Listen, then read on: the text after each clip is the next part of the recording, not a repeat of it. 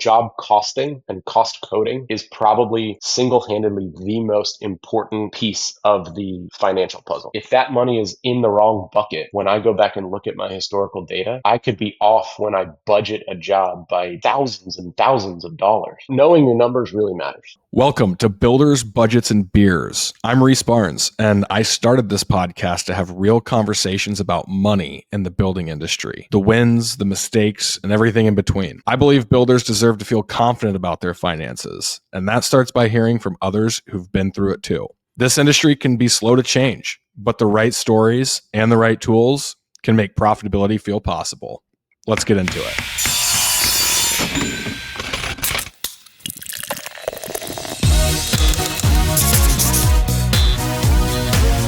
All right, mics are hot, Jeremy. We're rolling. Awesome. Thanks for jumping on the show, dude. Of course. Happy to be here. Yeah. We didn't. It wasn't that long ago when we saw each other last. Build Show Live. What was that? Middle of October. Yeah, middle of October. Yeah, fun. Almost exactly Dallas. a month. Yeah, it was great. Almost exactly a month. Okay. Well, cool. Again, I'm really excited to have you on the show. I think you've got a lot that you can offer the audience here in terms of just the experience that you have accrued over the years. But as normal, let's go ahead and jump in and give the listeners a little background on Jeremy Sloane. Sure. So I'm Jeremy Sloane at Sloane Construction Company in Palm Beach, Florida. We've been in business for 43 years now. My dad started the company in the early 80s. I've been involved for the last 11 years now, which is crazy and hard to believe that it's been that long. Started as a superintendent, actually way back when, started as a laborer. Worked my way up through the ranks, superintendent, worked in the office, project management, now sort of an ownership role and business development and all the good stuff. We do high-end luxury residential work, remodels, new construction, and yeah, we're happy to be here. I love it. I love it. And for the listeners, you need to check Jeremy out. Jeremy, what's your website? SloaneConstruction.com. It's SLOANE construction.com. I love it. And you guys got to check out Jeremy's work because when he says high-end luxury, it is 100% high-end luxury. Especially, and I always get this mixed up. Is it Palm Beach or West Palm Beach? Or is that, those are two different things? Two different things. So we do most of our work in the town of Palm Beach, which is a small island just east of West Palm Beach. Our office is in West Palm, but now we're expanding up to the northern part of the county and into Martin County, which is the next just north of us. And we're doing work as far south as Del Rey next year as well. So we've expanded a bit in the last couple of years. You guys are growing, moving and shaking. Yeah. What do you attribute the growth to, and why those counties? Why those different areas? So our area specifically, since COVID, has really seen an enormous amount of population growth. And a lot of it has been in the high net worth individuals coming from New York and Chicago and all kinds of different places up and down the East Coast. And so I think Palm Beach used to be Palm Beach, Jupiter Island. It was very limited as to where that kind of work existed for a long time. And now it's just exploded and it has moved off the islands. It's gone west, it's gone north, it's gone south. There's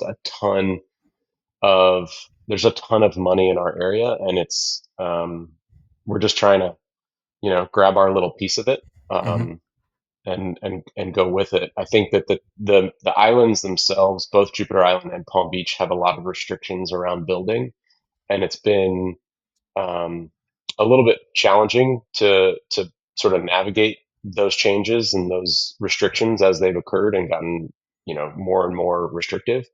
And so we've kind of looked at other places. We've had some success in other parts of the town or other parts of our neighboring towns. And like, it's just part of it. It's been fun to kind of expand and get out of just the island of Palm Beach.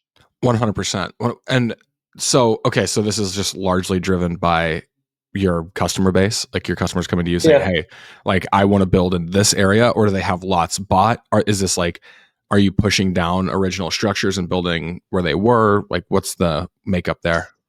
All of the above. Okay. So we don't do anything on spec. We are 100% custom builder. We don't own lots. It's none of that. We are 100% like custom infill, client has a lot or client has a house they want to remodel. We have two new projects starting beginning of next year. One we actually just tore down an existing structure on, was finished yesterday. Hmm. Um, and then one that we tore down earlier this summer that will probably start a new build that will start in about February or March. So yeah, it's just been expanding the client base. I think the like when my dad started in the 80s, I think that high end, super demanding, like quality work Hmm. was very um, it was very focused in Palm Beach and Jupiter Island. There were some areas further south, some areas further north, but it was less.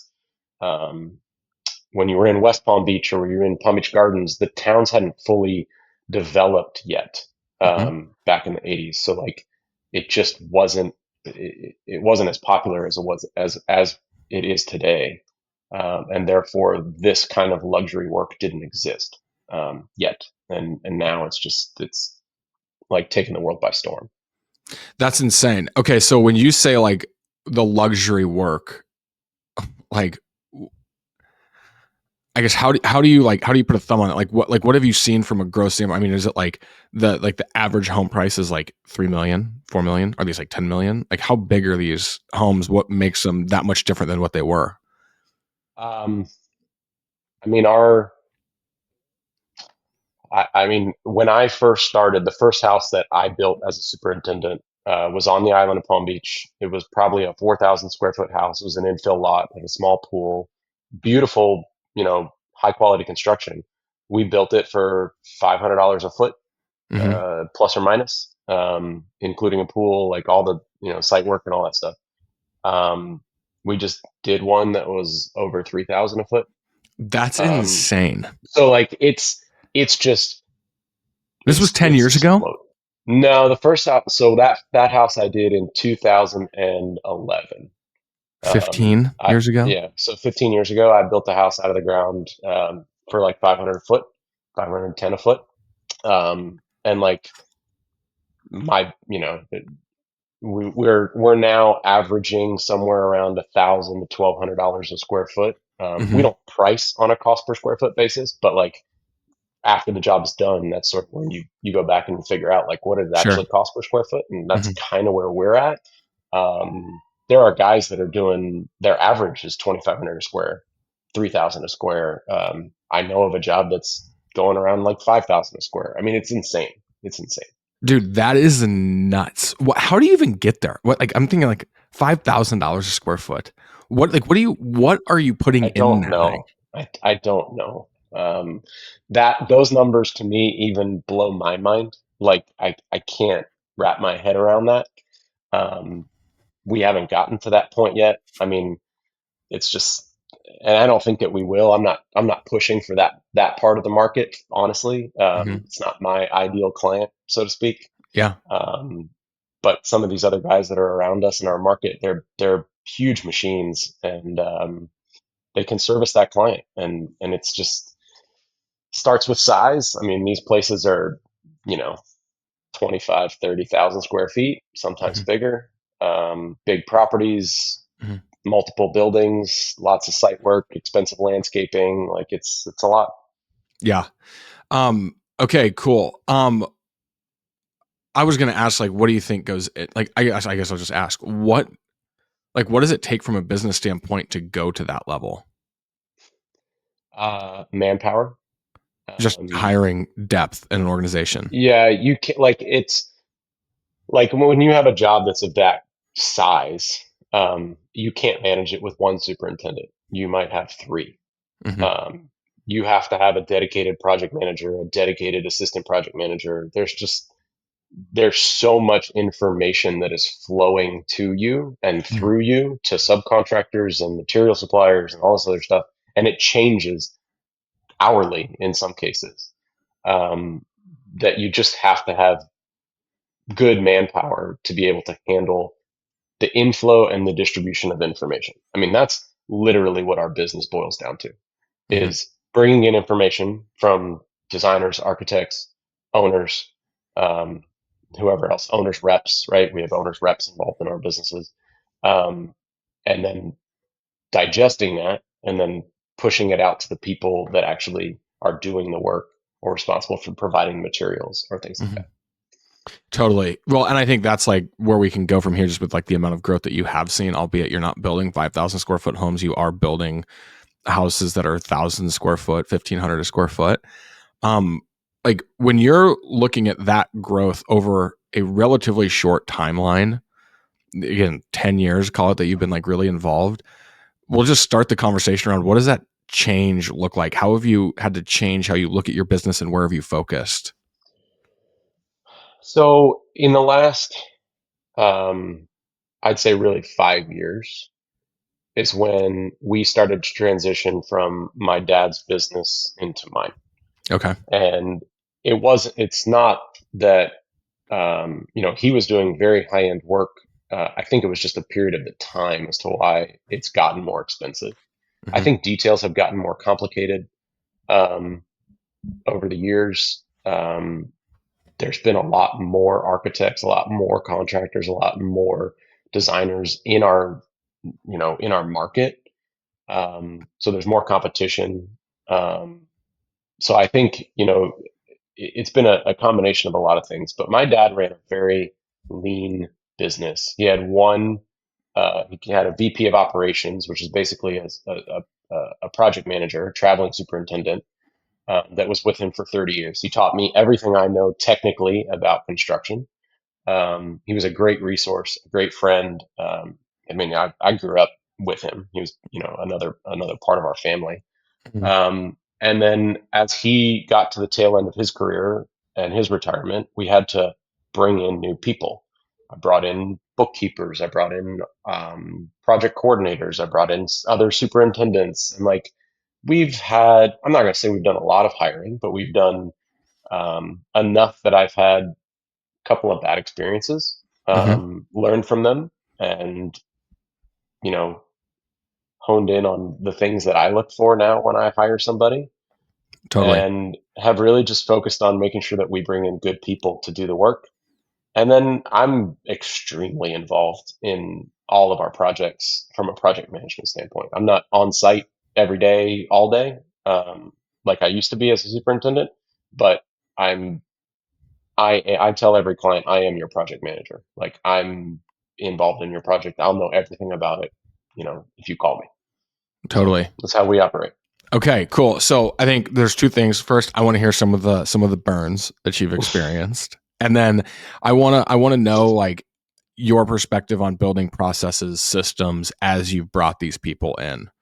But we'll start with what are some of the burns, dude? What were some and you I mean, obviously we'll keep names and like stuff like that, and you Yeah. can share as much as you want. But I think the burns are important for people to be able to associate with. So I had I in during COVID, so 2020, 2021, we we saw an extreme growth in Of revenue course. and number of projects, like everybody did, right? Hmm. Um, we took on 6 condo renovations in one summer. Okay. And just so you know, condos in our area have essentially a 6 month window of when you can do construction. So Hmm. you're not allowed to work in the season. You have very limited hours. There's no place to park. They're complicated projects just from a logistical standpoint. Hmm. I had no people. We had no superintendents to run all the work that we had. Hmm. And so I went on a hiring spree. Hmm. I hired 3 superintendents in that year. Hmm. Um, one of whom I did not know. He was, came from the construction world, but came from a different arm of construction. Said all the right things, knew all the softwares, you know, and I don't want to say I bought into something that he was selling, but like I took him at his word. It didn't go well. Um, it wasn't a great it wasn't a very well managed project. Yeah. I'm also not going to lie and say that I had no responsibility in the matter. I left him on an island, Sure. but I thought based on the experience that he had that I could. Yep. And the reality was is I learned very quickly that like I will not do that again. I there's a reason that I don't take on 20 projects a year. It's because I can't be involved in 20 projects at one time Right. personally. And that experience taught me that like I don't want to be. We keep it small. We have a team of six, and I get to be very hands on in all of it, and I enjoy that part of it, which is Yeah. cool. Yeah, that's great. When you say that you left him on an island, is that safe to assume that you mean like there wasn't a lot of like structure or There outline, weren't. There direction, was. There process? was no. There. We didn't have any systems in place. We were new to using a project management software that I didn't have enough experience on at the time. Hmm. It was a new designer that we were working with. Um, the project started late because of just, when the client purchased the apartment, when they got their plans finished, and when we were in for permit. So Hmm. we took a 6 month window and we shortened it to five. Hmm. That first season, it was a very detailed project, hard building to work in. It was like the perfect storm. And he and I didn't communicate enough on a daily basis for me to know that there was anything wrong until it was too late to fix. Yep. Um, we got through it. We finished that job. He ended up leaving after like he kind of worked on that job for about 6 months, and then he left a couple months later. Mhm. We ended up finishing that condo the following season, and everything worked out fine. Mhm. But it was a learning curve for me to go through. We had never missed a condo deadline um, until that job. Damn. Okay. So yeah, Yeah. definitely like an eye opener, just a shot to the ego, which I mean, frankly, is well, and you correct me if I'm wrong, but what my experience is after talk to thousands of builders across the country, like it almost seems that that experience has to happen Oh, for sure. in order Yeah. for the business owner builder to take action, right? Yes. Or do you think that there's a way that we can help the industry prevent from going down this like path of I've sold a lot of work, I need to get someone in here to manage it, and I'm not prepared from a business standpoint, so I'm just going to cram someone in, and you're gonna lose. Like, is there a way to prevent that from happening? So we've kind of talked about this a little bit off. Uh, I think you really like the building industry as a whole. We all want to help each other. Hmm. Like we all want each other to be successful, at least in what I've experienced and witnessed here in the last 6-8 months. Hmm. I think as builders, there's a lot of guys that are, you get this reputation of being this like, keep it all close to the chest, don't share anything. Like, we're not going to talk to anybody because somebody's going to come in here and steal my work. Hmm. The reality of like, even our local group of builders, I have, 4 or 5 guys that I play golf with. We go to lunch, we're friends, like, and we compete against each other Hmm. for work, but like, and granted, we're not opening up the books to each other, but like, Yeah. we're all sharing war stories about the same stuff with the same clients and the same projects and the same everything, Hmm. and we learn from each other. And I think the other, Build Show Live was a great experience. I got to meet a ton of builders and talk to other guys, and they're in other parts of the country. There's no competition between us. Hmm. If I can refer them work, I will find a way to refer them work because Hmm. they might have, we might have a client in common. Hmm. I'm part of another organization, Breakthrough Academy, right? It's a group of builders. I've already referred a client of mine that I'm building for right now happens to have a house up in the Northeast where another guy that was in my first little group works. And I said, here you go. Like, she's always complained that she can't find a builder in your town. Like, talk to each other. I don't know if anything's going to happen, but like, Totally.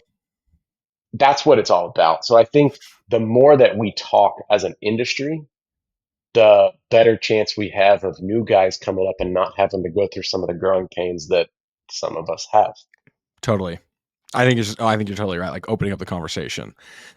Which is why thank you for sharing some of I mean just the reality. It's Yeah. just a tale as old as time, dude. It's like you hire someone, you interview them, you go over resumes, you look at what they've built. You know, they're all and they're selling, you're selling the job, Hmm. selling themselves, right? And it's like, oh, this is gonna be great, this is gonna be a home run. And then it's like, okay, now we get in and we have Yeah. no standardization, no structure. You essentially like you start building a business with multiple businesses inside of it, meaning that it's like Jeremy's got a way of doing things. This guy had a way of doing things. The communication wasn't there. The process wasn't there. The expectation wasn't set. And that's where you feel the pain. Yeah. So, And you have to learn some of that the hard way, but I don't think, I mean, we just have to listen and we have to talk to each other mhm, because I think if I had somebody like even my dad and I are in this business or we're in this business together, right? mhm, Like, but even the two of us within our own business weren't talking about some of these growing pains and some of these things. It was just sort of like, this is the way we do it. And he had a great partner in a project manager that was with him for 30 years, right? Like, how often do you have guys that are with you for 30 years? mhm, You, the reason you do things as a company is because of that great employee. Well, mhm, not everybody is going to be that great employee. So you have to be built for the sort of middle of the road. And mhm. then when you get somebody who's incredible, right? Like then you push your standards and you push your systems and develop it further. Totally. Totally. Okay. Well, so let's talk about systems. So, what have you like? What would you say is probably the most like the important component of your business that you've focused on building processes and systems around? Man. So the biggest one of the biggest challenges that I think uh, I guess I can't speak for everybody, but that we've had as a construction company has Mhm, been getting good information out of the field to the office, whether that be to qualify bills that come into the office or to estimate the next job mhm, or to justify to a client why X, Y, and Z had to be done on their project that was beyond what we originally budgeted, or to an architect or to a designer, et cetera, right? Goes down the line. mhm, Before, so we brought on a project management software in 2020, mhm, and it just didn't, nobody bought into it. We tried. Um, it got better. We were with that company until actually very recently. mhm, Um, but one of the most important systems that we developed is like daily logs are no longer an option. mhm, Your as a superintendent, your daily log is part of like it's just you have to put one out every day, even if something didn't happen. mhm. I want to know that something didn't happen and why it didn't happen. It could be because it rained, but like I don't want to go back into the history of the weather report to figure that out. Right? Right. It should be in our software. Right. And then from that, we put together a weekly update, um, for each project, which is a list of what happened, a list of what is going to happen the next week, and then any like hot button items that we need from the rest of the team that is not us. So architects, designers, owners, decisions that we need. Why did an inspection fail? What does the town require out of us for X, Y, and Z, that we need an architect to provide a drawing on or something to that effect? So it Totally. all kind of starts with that daily log, and then it spiders from there. Um, we have a project coordinator, assistant PM, that works fully remotely, Mhm, and she can't be on the job. She has to get information from the field in order to know what to do for her job. So without those daily logs, she can't put together her weekly update, which means our schedule doesn't actually reflect anything that's happening in the field. So that was one of the biggest things that changed for us, I think, in the last 2 or 3 years. do you think that you kind of I mean you kind of brought this up at the like the end of it, which all this is beautiful, like main or mandating building into expectations these very fundamental needs of daily logs, right? Just as an example. Mhm. But you kind of touched on quickly that you'd hired a project coordinator that is done remote. Was that done strategically to help enforce the necessity of software, or was that just more of like the outcome with this individual being remote? So she actually was not hired as a remote employee. Okay. She was hired as an assistant PM. She worked in our office for 2 or 3 years, Mhm. and then her life choices decided to take her out of our area. Mhm. Um, she's incredible. I absolutely love her as an employee, um, and she knows it. And so I was like, well, we're going to try this. Yeah. And I'm not going to lie, I was extremely nervous. Yeah. Not because like she couldn't handle it or she couldn't work on her own, but I was just nervous about how that was going to go to have somebody not here. Mhm. Um, she is still in front of her computer 6 to 8 hours a day. Mhm. She might work at some odd times that, we're not in the office. But she gets her stuff done. We do Zoom calls, we do phone calls, we text. We're still communicating as often as we were before. It's just Right. that she's not sitting in the office, Yeah. um, and it's worked really well. I think that I was very hopeful that she would sort of grow into a different role that I think she can't grow into, not being local, Mhm. but I think she has developed a role that I didn't know I needed, Yeah. um, and it's just as valuable to me.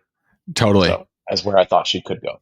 Yeah. Totally. No, I think that's great. And I think that it doesn't always have to be calculated, right? It doesn't have to be like this big like strategic thing of like, oh, we're going to hire someone remote that's going to like force us to use software, right? But Mhm. it highlights and then it accentuates the need for it.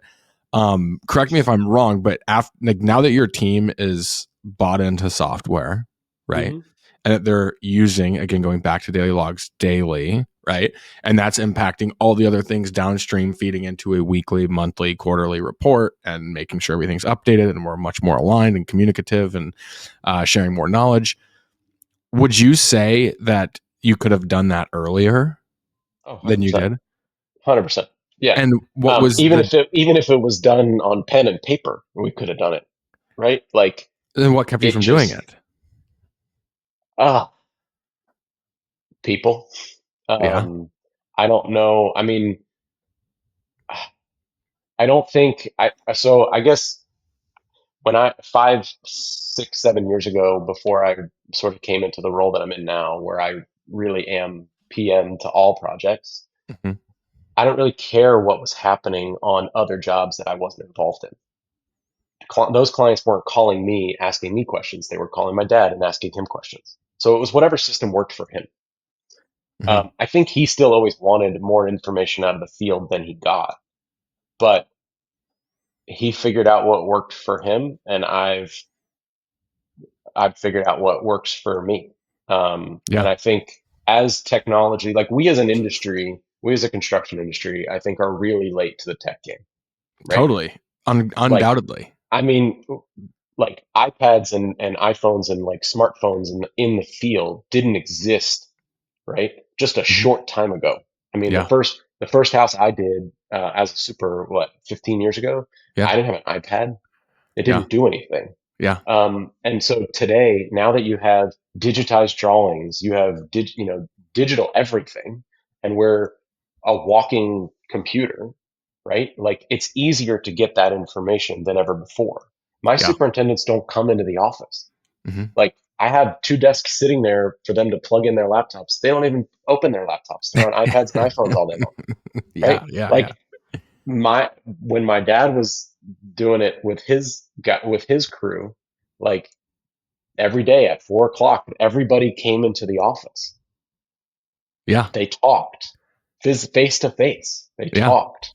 Yeah. My dad would go home, he'd have dinner, he'd go back to the office to do work, right? I sit down at my laptop in my living room and I can do just as much stuff as he could sitting in the office. Yeah, So like times have changed. So I think our needs, while our needs may have always been the same, the way that we go about fulfilling those needs is different. totally. Do you think that there is um do you think that things are missed by not having the 4 o'clock face-to-face sit down with teams, or you're essentially suggesting that it's not? It's done differently. So like we Hmm. have more strategic meetings. Yeah. We do a specific scheduling meeting Hmm. where we go through, all the projects and like what's lingering, what's not.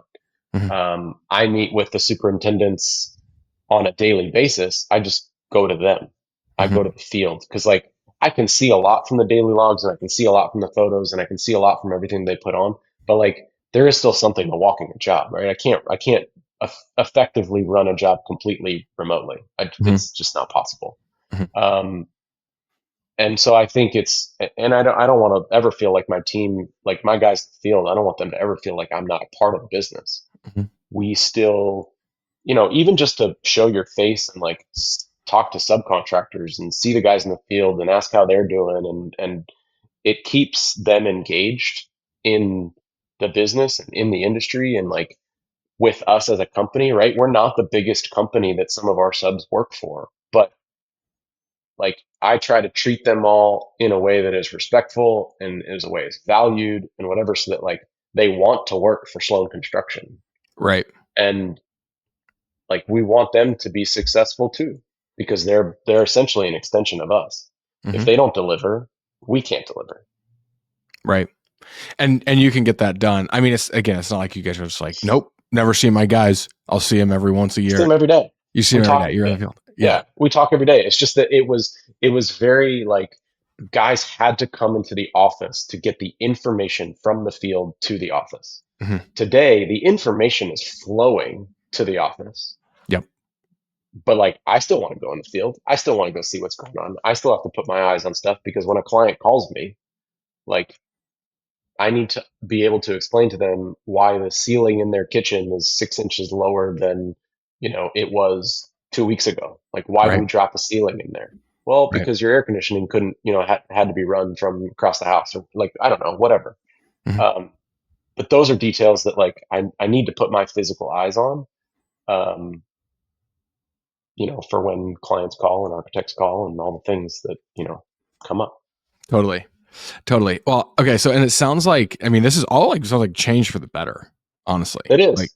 It is. I think it's made us um, more efficient. Like we can obviously do more volume with the same, if not fewer people, hmm.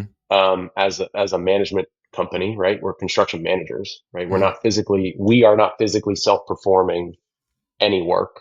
I Right. do have one carpenter who is like sort of a miscellaneous Swiss Army knife kind of guy. Hmm. But he's not trimming out a house for me. It's all Right. subcontracted work. And so like now we can really manage a lot of revenue with a small team.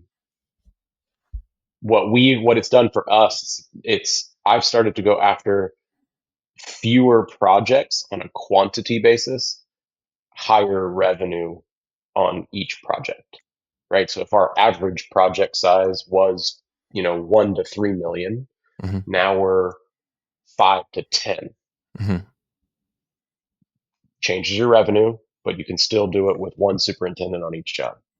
Because even Totally. the $1 million job needs a superintendent, Totally. from my perspective. Yeah. Well, okay. And that's literally where I was going to go, because I was like, a lot of this has been like operational project management, right? Like Hmm. just the internal processes. But what have you seen that impact, not just from a top line standpoint, but a bottom line standpoint? Have you seen with these moves an impact on the bottom line? Yeah, for sure. I mean, in the last since I mean, some of it is COVID. Hmm. Um, COVID was, I think, hugely impactful for our entire market, and I think we're still seeing the effects of that. Hmm. People are still moving to Palm Beach County and the neighboring counties in droves. It seems like. Hmm.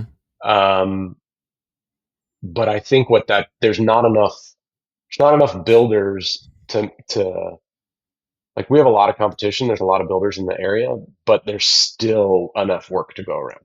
Yeah.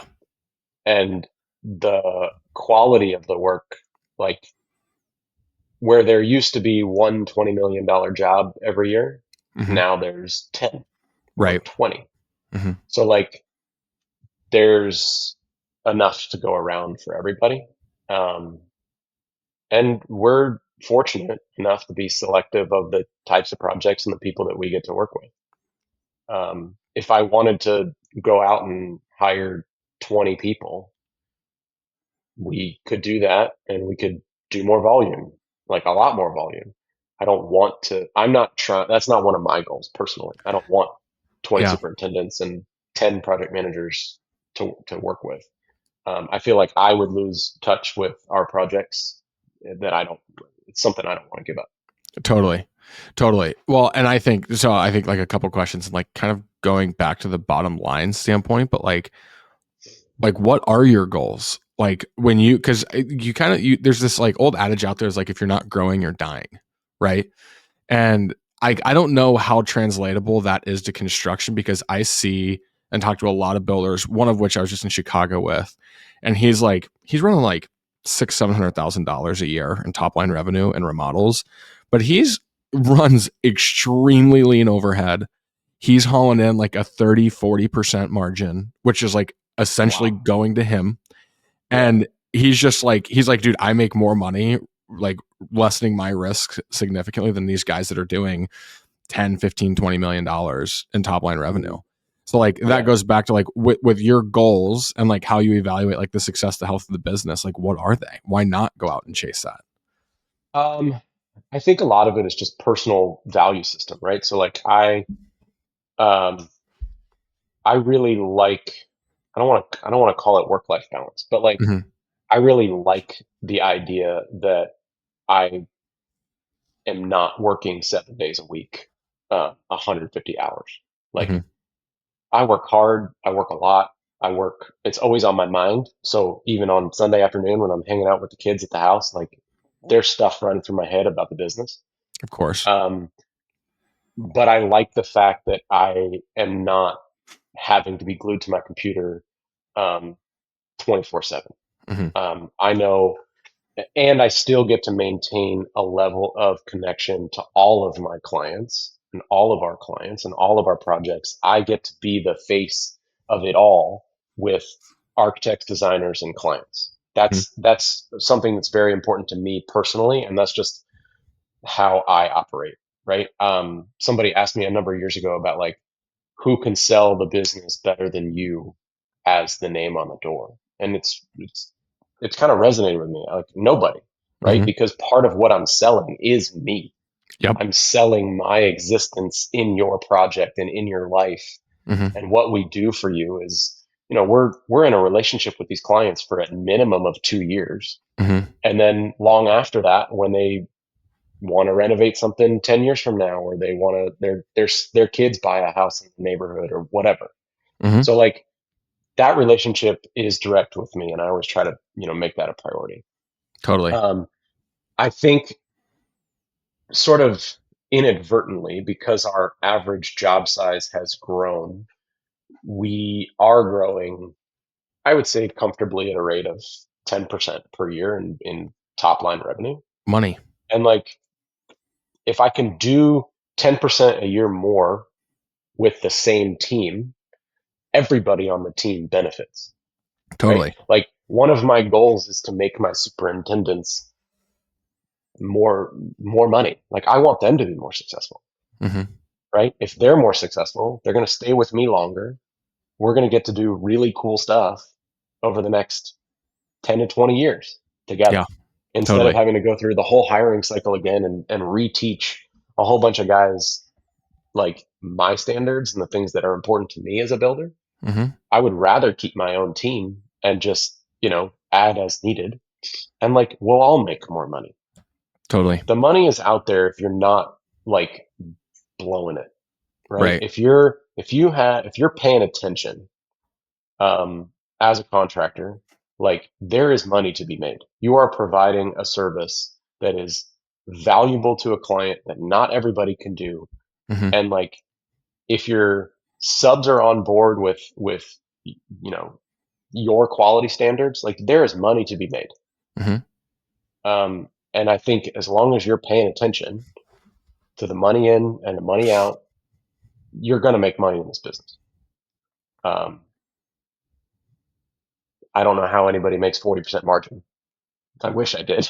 Yeah. Um, Well, it's like these are but like like, remodels, right? Like these are yeah, like remodels, like high end remodels. Like literally just like a one man show. yeah. And he's Um, like, go ahead.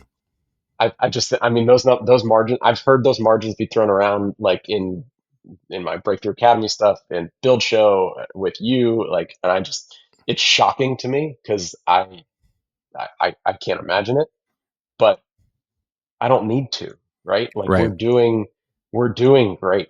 Like we Yeah. don't need to be hitting 40% margins. Would it be cool? Sure. Yeah. But I'm not going to sacrifice any part of what the product that we turn over to hit a margin number just for the sake of hitting a margin number, right? Totally. Totally.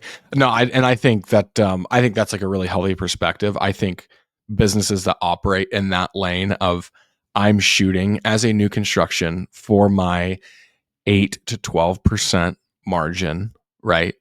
And as I grow, I want to be stacking on 10 to 15% year over year, Yeah. steady growth. Like I want consistency. Those are the businesses that impact communities, right? That Like impact custom, individuals.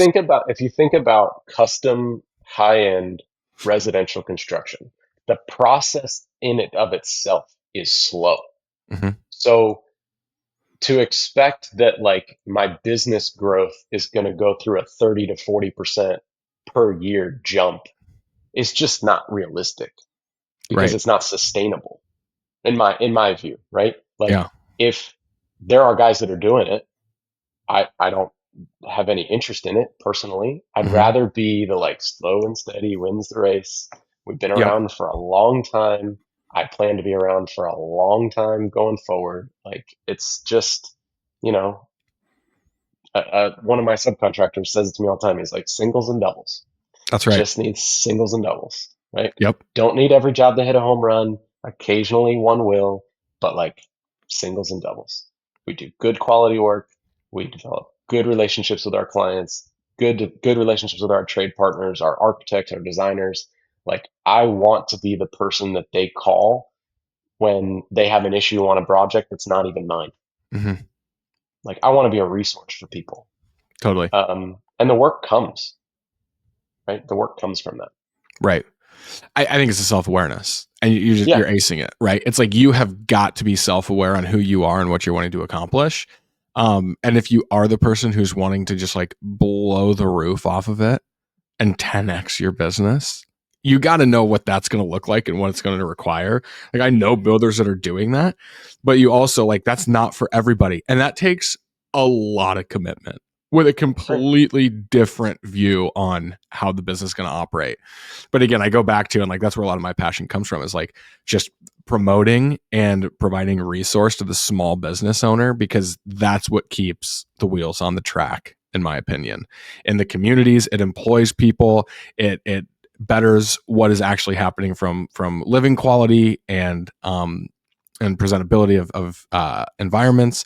So I think you're on the right path. You made one comment that I do want to touch on that I think is important. And in this thread of singles and doubles, being consistent, just finding that steady growth, is you made the comment of like, it's really just if you're not blowing it and you're just like really focused on tracking like the money in and money out, like that is the biggest challenge that I see builders do. But that really is the opportunity in home building. And I think what attracts a lot of people to it is Yeah. the size of product, right? It's Yes. like if you want to make more money, what do you need to do? You need to go sell a bigger product, right? That's like, Hmm. and I'm in sales, right? Like that's like just Right. like the nature of what it is. You want to make more money, sell something with more zeros.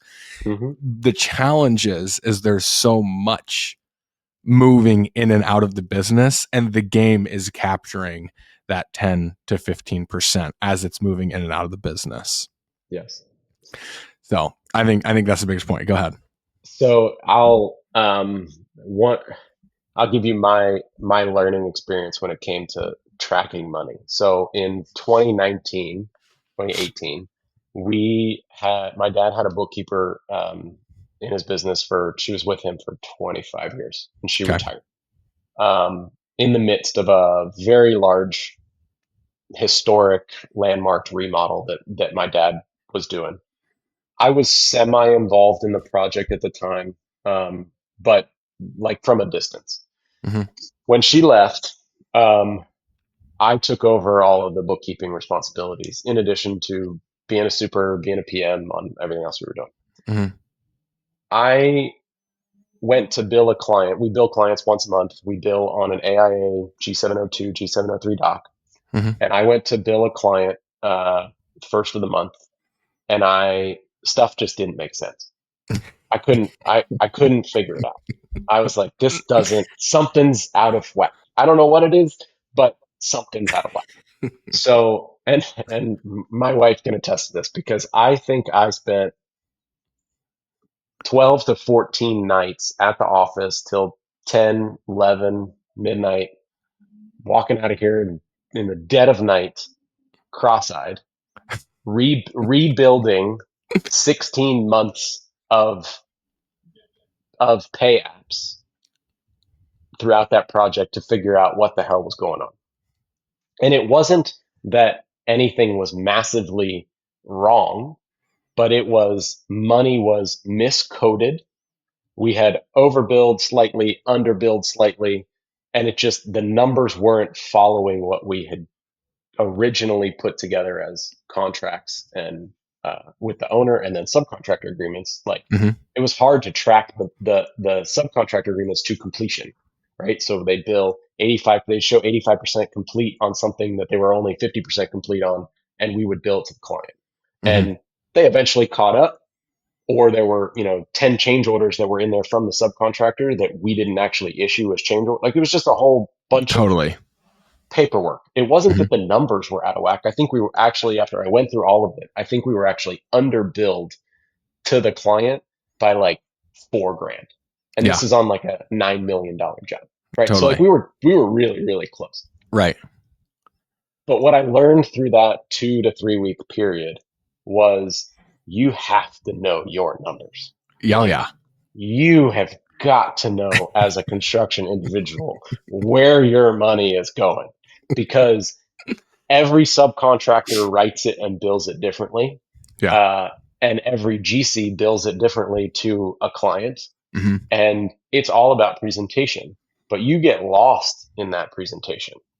Uh, so I will give my adaptive plug here, which is basically what has been enormously helpful to us is we have tried to get subcontractors to bill us on the AIA G702, G703 doc because it is Hmm. the easiest, cleanest way to track billing of like completion um, on a job.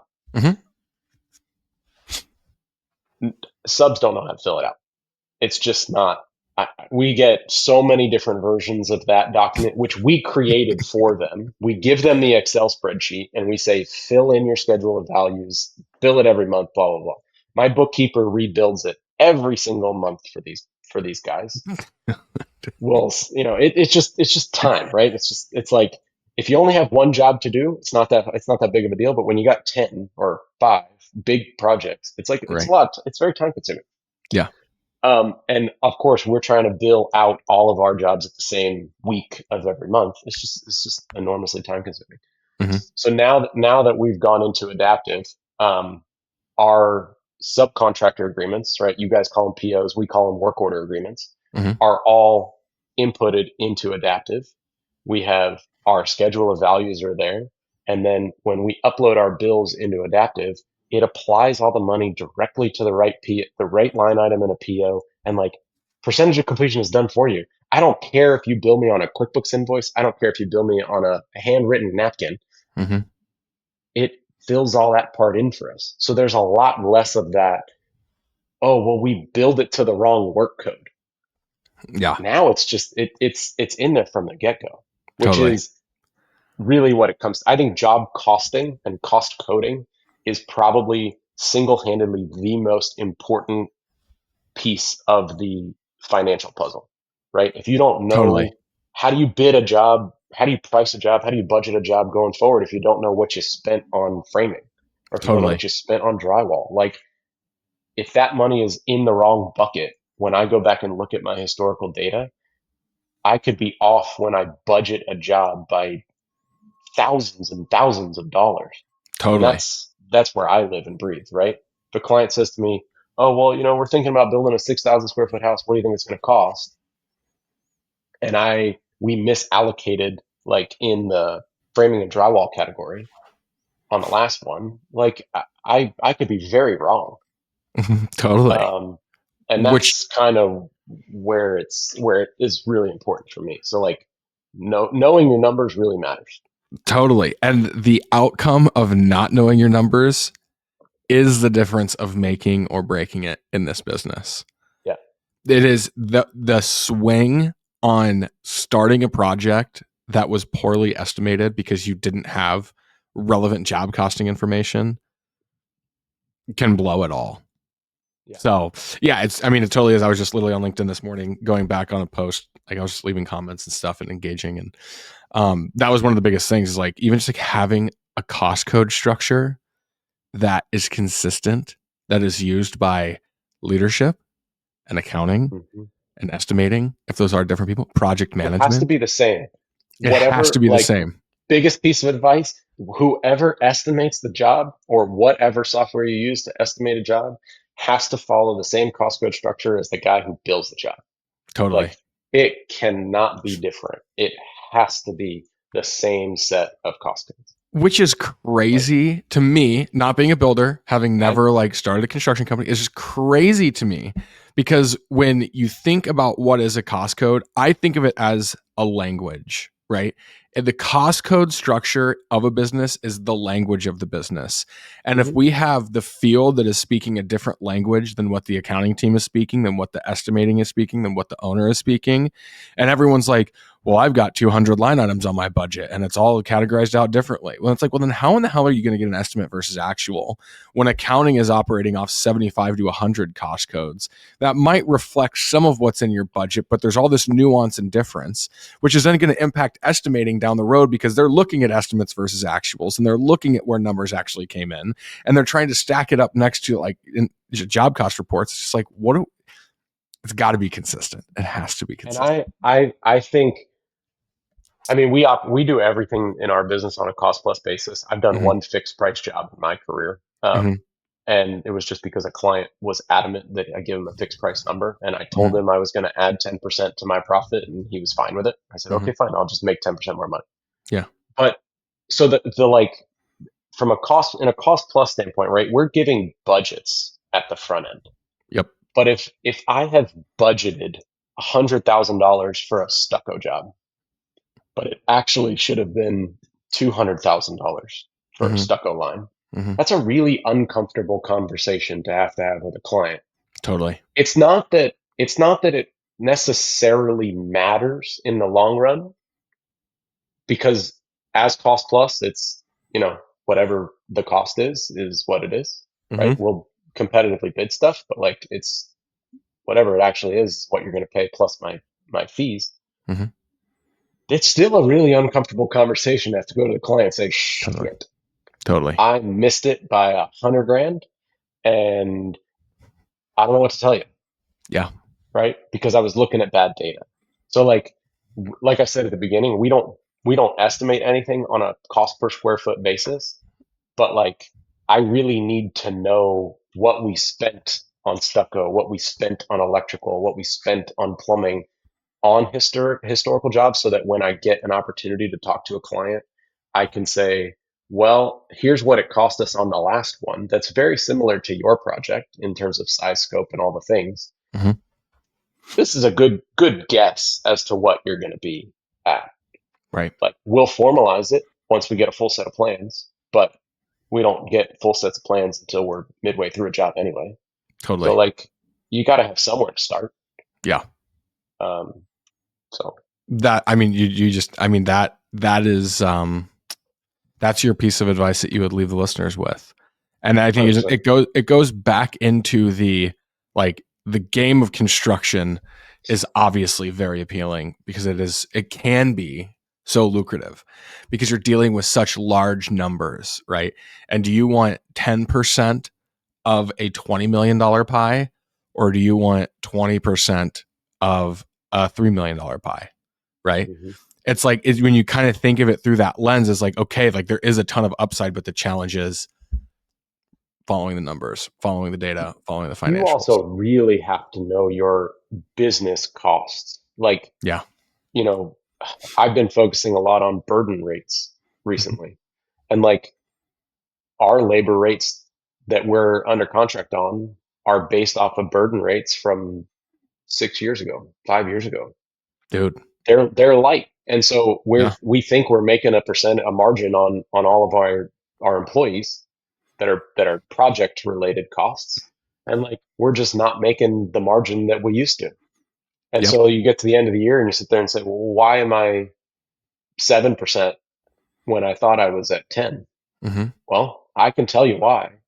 And now you have to make a change. But if you don't ever look at that information, if you don't look at what the tax laws have done to your overhead, or Hmm. if you don't look at your insurance costs and say, Hmm. why am I all of a sudden paying through the nose for a general liability policy and an umbrella that like we never paid for before? Right. How do you think you're making a certain margin every year, and that's what you're doing these jobs at a certain percentage based on the fact that it nets you X? If you don't look at those numbers, then you will eventually lose Yep. because your margin is not growing, even though your revenue is, right? Hmm. You're working twice as hard. Hmm. You're selling the crap out of your business. You're getting projects left, right, and upside and down. If you don't know the cost that it takes to run the business, then you're out of luck. Totally. It's only a matter of time. It's only a matter of time. I love it. That could be an entire episode in itself. It's just going over, like, I'll knowing come the back. cost. I'll Yeah, come back. exactly. We'll have you back. Jeremy, I appreciate you. This was a killer episode. I'll let you get back to it, but thanks for coming on the pod. Absolutely. Appreciate it. Thanks, You Reese. bet. We'll see ya.